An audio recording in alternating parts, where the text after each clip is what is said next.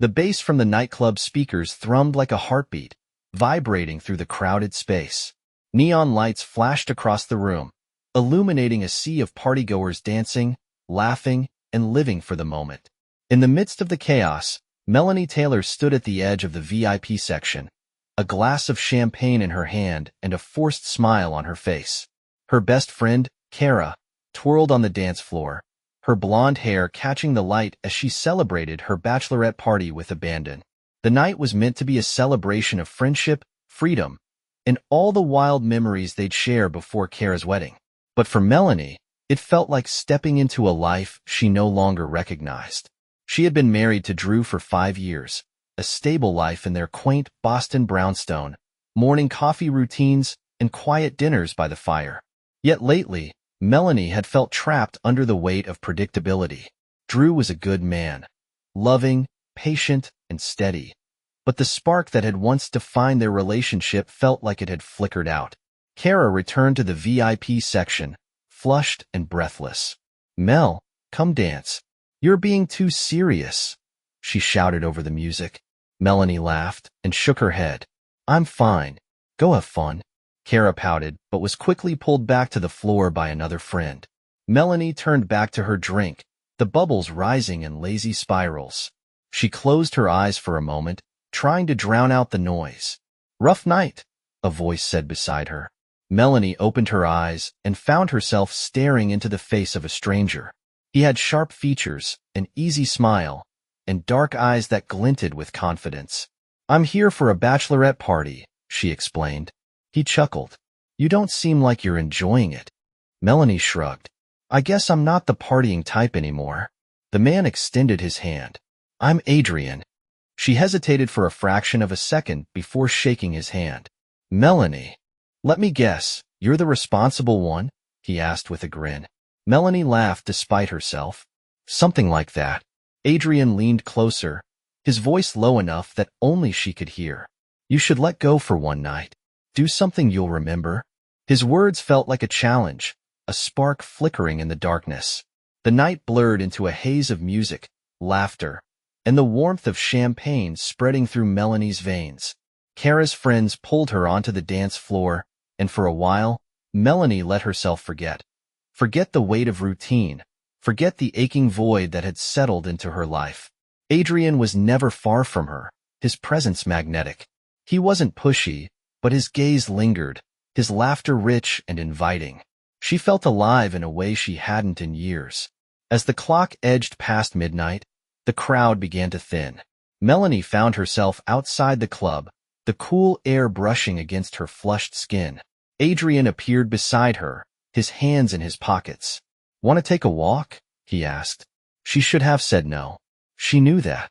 But instead, she nodded. They wandered through the quiet city streets, their conversation flowing easily. Adrian's charm was effortless, and his curiosity about her life made her feel seen in a way that had become foreign. "You're married," he said softly as they paused near the riverwalk. Melanie's breath caught in her throat. "Yes." He leaned against the railing, the city lights reflecting in his eyes. "Does he make you happy?" The question sliced through her like a blade. Tears stung her eyes before she could stop them. "I don't know anymore," she admitted. Adrian reached out and brushed a tear from her cheek with the back of his hand. Sometimes the hardest thing is admitting the truth. Before she could think, before she could stop herself, Melanie leaned forward and kissed him. It was fleeting but electric, an act of rebellion against the life she'd been holding together with fragile threads. When they pulled apart, Adrian's gaze was steady. "You don't have to explain," he said. The weight of her actions settled over her like a shroud. She felt exhilarated and sick at the same time. Melanie returned to the hotel where she and Kara were staying just before dawn. She stood under the hot shower, letting the water wash away the scent of the club, of Adrian, of everything. But no amount of steam or soap could erase the guilt that clung to her skin. Kara was still asleep when Melanie climbed into bed, her mind spinning. Drew's face flashed in her memory, his soft smile as he kissed her goodbye before her flight. The way he always said, "Text me when you land, okay?" She felt like a stranger to herself. When Melanie boarded her flight back to Boston the next day, she was quieter than usual. Kara chalked it up to exhaustion, but Melanie knew the truth. She replayed the events of the night, dissecting every moment, every word, every glance. Her phone buzzed as she took her seat. "Drew, can't wait to see you. I'll make your favorite dinner tonight. Safe flight, Mel. I love you." Melanie swallowed hard and typed back, "I love you too." The words felt like a lie. The plane lifted into the sky, carrying her homeward. But Melanie knew that home wasn't the same anymore. It couldn't be. She had crossed a line, and there was no going back. The morning sun cast a golden glow over Boston's skyline as Melanie stepped out of the cab and saw Drew waiting for her at the airport's pickup zone. His broad smile spread across his face, a beacon of comfort in the chilly air. "Mel," Drew called, hurrying forward to take her suitcase. Melanie forced a smile and let him pull her into a warm hug. The familiar scent of his aftershave made her heart clench. He kissed the top of her head. "I missed you," he said softly. "I missed you too," Melanie whispered, the guilt pressing down like a weight. The drive home was filled with Drew's stories about his week. A work presentation that went well, dinner with his brother, a new restaurant they needed to try together. Melanie nodded along, but her mind was somewhere else, replaying her night in Miami and Adrian's piercing gaze. Their brownstone felt as warm and welcoming as always. Drew set her suitcase down and led her to the kitchen. "I made lemon chicken," he said proudly. "Your favorite." Melanie blinked back tears. "You didn't have to go all out." Drew grinned. "Of course I did." He pulled out a chair for her as he served their plates. The love in his every gesture made the ache in her chest unbearable. That evening, after dinner, Drew reached for her hand as they sat together on the couch. "Tell me about the trip. Did you have fun?" Melanie hesitated. The truth coiled inside her like a snake. She plastered on a smile. "It was great. Kara's bachelorette party was wild." Drew chuckled. "I hope you didn't let her talk you into too much trouble." Melanie forced a laugh. "Nothing I couldn't handle." But Drew's eyes lingered on her face, as if sensing something she wasn't saying. He gently brushed a strand of hair from her cheek. "You seem tired." Melanie swallowed hard. "Just jet lag." Drew nodded and pulled her closer. "Get some rest. I'm just glad you're home." Melanie nestled into his shoulder, but her thoughts spiraled. She felt like a ghost of herself, standing outside her own life. The following days blurred together in a mix of work emails and quiet evenings. Melanie tried to fall back into her routine. Morning coffee with Drew, her afternoon jog along the river, but everything felt hollow. Kara called one afternoon, her voice cheerful. "Hey, you survived the chaos. How's everything back home?" Melanie hesitated. "Fine." Kara's laughter rang through the line. "You sound like you're lying." Melanie's breath caught. "I'm not." Kara's voice softened. "Mel, is something wrong?" Melanie closed her eyes. "No, I'm adjusting." "Okay," Kara said, though she didn't sound convinced. "Call me if you need to talk." Later that evening, Melanie's phone buzzed with an unknown number. "Hi, Melanie. It's Adrian." Her heart stopped. She stared at the message, her pulse thundering in her ears. She hadn't expected to hear from him, had hoped she wouldn't. A second message appeared. "I can't stop thinking about you." Melanie felt cold all over. She locked her phone and placed it face down on the table, as if that could make the message disappear. Drew walked into the room, holding 2 glasses of wine. "Movie night?" Melanie forced a smile and nodded. "Sure." As Drew sat beside her and draped his arm around her, Melanie felt like she was suffocating under the weight of her deception. The next day, Adrian messaged her again. "Can we talk?" "Just once." Melanie's fingers hovered over the keyboard. She knew what she should do. Block his number, erase his messages, forget he existed. But instead, she replied, "We can't. Please don't contact me again." She hit send and closed the app. She hoped that was the end. That weekend, Drew surprised her with a reservation at their favorite restaurant, a cozy Italian place downtown. "You've been so stressed lately," Drew said as they clinked glasses of red wine. "I thought this might help." Melanie's throat tightened as guilt clawed at her insides. "This is perfect," she murmured. Drew's hand brushed hers. "We're okay, right?" Melanie looked into his kind, hopeful eyes. The eyes of the man who had built a life with her, who loved her without condition. She couldn't bring herself to break him. "We're okay," she whispered, though it felt like a lie. But the truth had a way of unraveling even the strongest facades. As Melanie lay awake that night, staring at the ceiling, her phone buzzed again. "I'm in Boston." Adrian's message sent a chill down her spine. The past she thought she'd left behind was now at her doorstep. The morning sun bathed the kitchen in a soft, golden glow, but Melanie sat at the table, her coffee untouched. Adrian's last message was burned into her mind. "I'm in Boston." The city that once felt like her refuge now felt like a trap. Drew walked in, yawning and rubbing his eyes. "Morning," he said with a smile, bending down to kiss her cheek. Melanie managed a weak smile. "Morning." He frowned as he poured himself a cup of coffee. "You okay? You look pale." "Didn't sleep well," she muttered. Drew nodded, concerned but trusting. "You need a slow day. Take it easy." Melanie wished she could take his advice, but every fiber of her being felt like it was on edge. Later that afternoon, Melanie's phone buzzed again. She glanced at it despite herself. "We need to talk. I'm at the cafe on Beacon Street." Her pulse raced as she stared at the message. Her first instinct was to ignore it, to bury her head in the sand and pretend Adrian didn't exist. But part of her knew that avoiding him would only make things worse. She grabbed her coat and headed out before she could change her mind. The cafe was small and cozy, the scent of freshly brewed coffee filling the air. Adrian sat in the corner by the window, his dark eyes watching her as she walked in. He stood as she approached. "Thanks for coming," he said softly.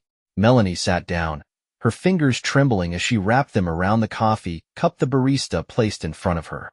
"Why are you here?" Adrian's gaze didn't waver. "I couldn't stop thinking about you." Melanie's heart ached with a strange mix of anger and longing. "You shouldn't have come." He leaned forward. "I know, but you can't tell me you didn't feel it too." Tears pricked at her eyes as she whispered, "I'm married." "I know," Adrian replied, his voice steady, "but I also know that you're not happy." Melanie closed her eyes. "That doesn't make this right." Adrian reached out, but she pulled her hands back. "You don't have to pretend with me," he said. "We were honest that night." "That night was a mistake," she said, her voice breaking. Adrian exhaled, his shoulders sagging. "Then tell me you'll never think about it again." She couldn't. The silence that followed was damning. When Melanie returned home, Drew was in the kitchen, chopping vegetables for dinner. He looked up and smiled, but his expression quickly shifted to concern. "You've been gone for hours," he said. "I tried calling you."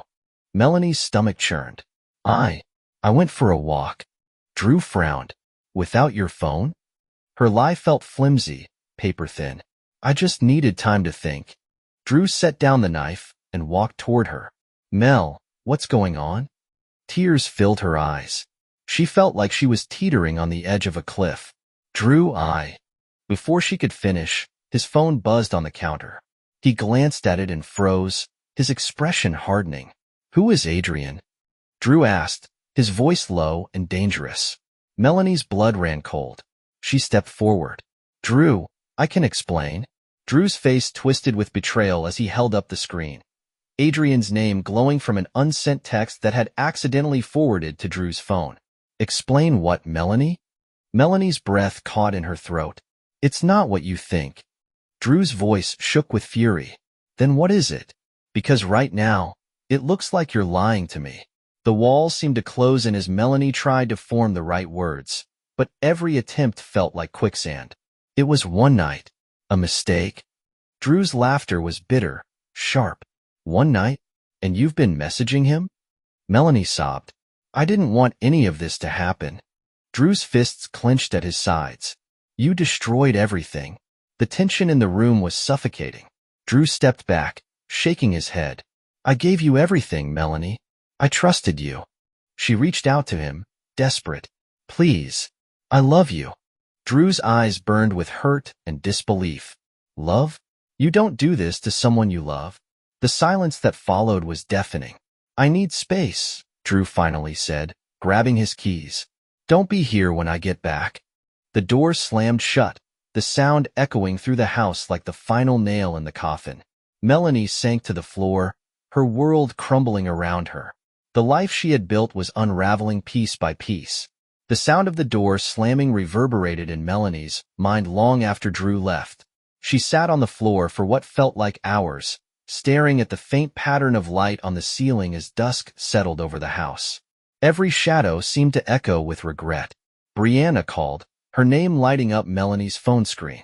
For a moment, Melanie considered ignoring it, but she needed to hear a familiar voice. Mel? Brianna's voice was laced with concern. Are you okay? No, Melanie whispered, tears pooling in her eyes. He knows, Brianna. He left. There was a long pause on the other end. I'm coming over.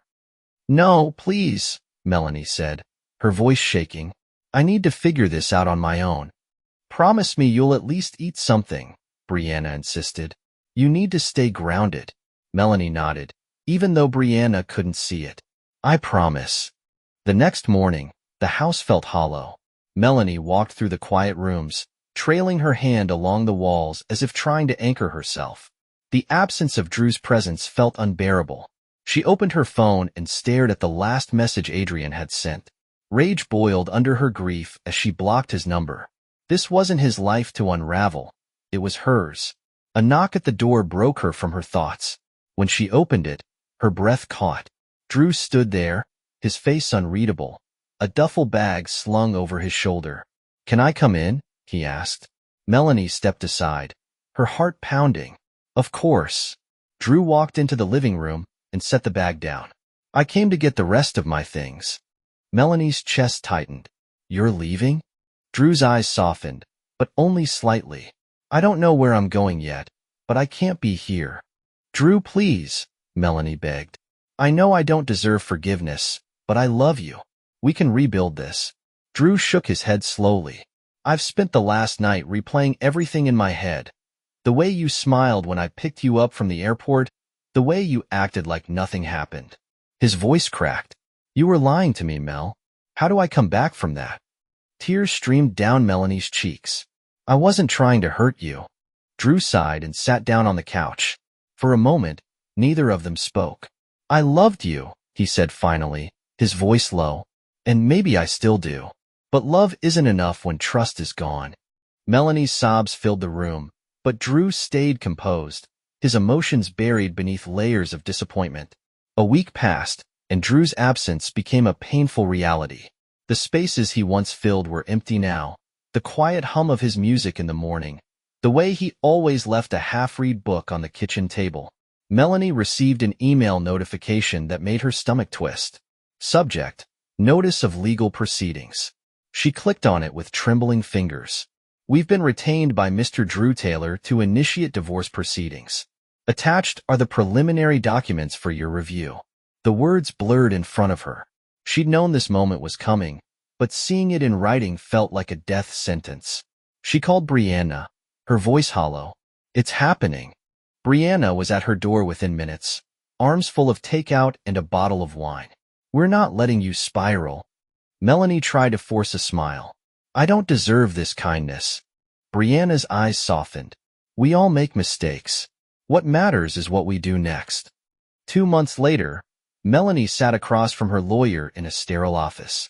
The final paperwork lay in front of her, waiting for her signature. Once you sign, it's official, the lawyer said.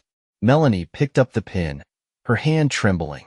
She closed her eyes for a moment, memories of their life together flashing behind her eyelids. Their wedding day, lazy Sundays in bed, spontaneous road trips. With a deep breath, she signed her name. Meanwhile, Drew had rented a small apartment in Cambridge, overlooking the Charles River. The simplicity of his new space was a stark contrast to the home he'd shared with Melanie, but it felt like a chance to start fresh. One evening, as the sun set over the water, he sat on his balcony with a glass of bourbon. His phone buzzed with a message from Jason, his best friend. Dinner tomorrow? You need to get out. Drew hesitated before replying. Sure. He wasn't ready to rebuild his life completely, but he knew he couldn't live in the wreckage forever. In the months that followed, Melanie threw herself into her work, taking on projects that forced her to stay busy. She attended therapy sessions, trying to untangle the mess of her choices and find a way to forgive herself. One rainy afternoon, she walked into a local gallery that was hosting an exhibit on stories of redemption. A painting caught her eye, a lone figure standing at the edge of a cliff, surrounded by storm clouds but staring toward a break of sunlight. She stood there for a long time, letting the emotions it stirred wash over her. Melanie knew she would carry the weight of her mistakes for a long time, but she also knew she couldn't let it define her. She signed up for a creative writing class at a community center, hoping to put her thoughts into words and begin to rebuild. Drew's life shifted too. He found small joys in reconnecting with old friends, kayaking on the weekends, and discovering parts of himself he'd lost in the routine of marriage. Over time, the bitterness eased, replaced by a quiet resolve. One day, as he jogged along the river, he spotted someone familiar walking a dog, a woman with kind eyes and an open smile. She waved as their paths crossed. Drew smiled back, surprised by the warmth that spread through him. Maybe this was what moving on felt like. For both Melanie and Drew, life didn't return to what it once was. But in the ashes of their shared history, they each found a way to build something new. Months after the final papers were signed, Boston had embraced spring's renewal. But for Melanie, each bloom in the park and every cheerful passerby felt like a reminder of what she had lost. Yet, amidst the guilt and sorrow, something else had quietly taken root, a fragile sense of resilience. Her creative writing class had become an unexpected sanctuary. The instructor, a kind but blunt woman named Elise, encouraged vulnerability in every word they put to paper. "Write your truth," Elise often said. "The world already has enough lies." Melanie took the advice to heart, pouring her heartache and regret into prose. Her classmates listened without judgment as she read aloud stories that were thinly veiled reflections of her own life. With each shared sentence, she felt a piece of herself grow stronger. One late afternoon, Melanie found herself wandering along the Charles River. She paused at a quiet bench, letting the breeze wash over her face.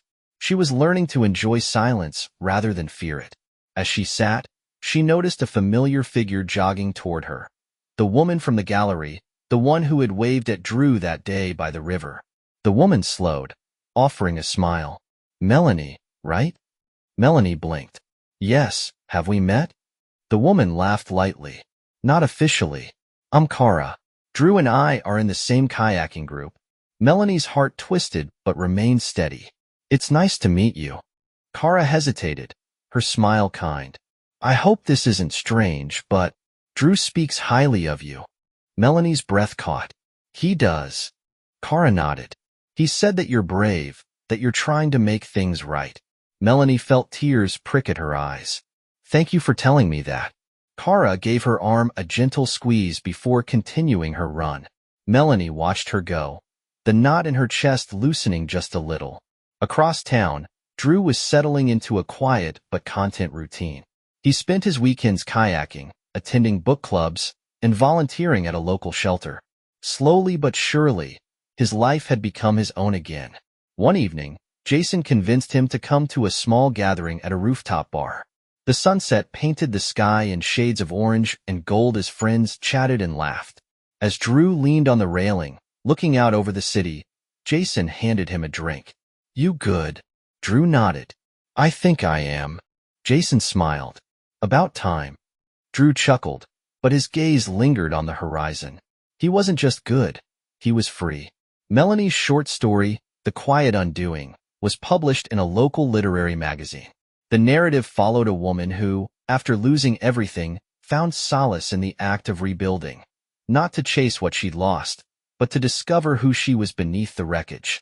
The morning the magazine hit the shelves, Melanie sat in a cafe, sipping coffee as strangers flipped through the pages without realizing the weight of the words they skimmed. She felt a quiet pride, not for absolution, but for having survived. Months later, Melanie attended an open mic night hosted by her writing class. The room was filled with soft chatter and the clink of glasses as people shared their stories. When it was Melanie's turn, she took the stage with a deep breath. This piece is called The Bridge That Burned. Her voice was steady as she recounted a fictionalized version of her choices and their fallout. There was no pretense, only honesty. When she finished, the room erupted in applause. Elise gave her a proud nod, and Melanie's classmates cheered. For the first time, she felt the warmth of connection without the sting of shame. As Melanie walked home that night, she felt the cool night air against her face and let herself smile. Life didn't look like the version she once dreamed of, but it was real. And for the first time, that was enough. Drew, too, continued to heal. He and Kara grew close, sharing adventures that felt simple and light compared to the heaviness he'd once carried. Kara wasn't trying to fix him. She simply saw him for who he was.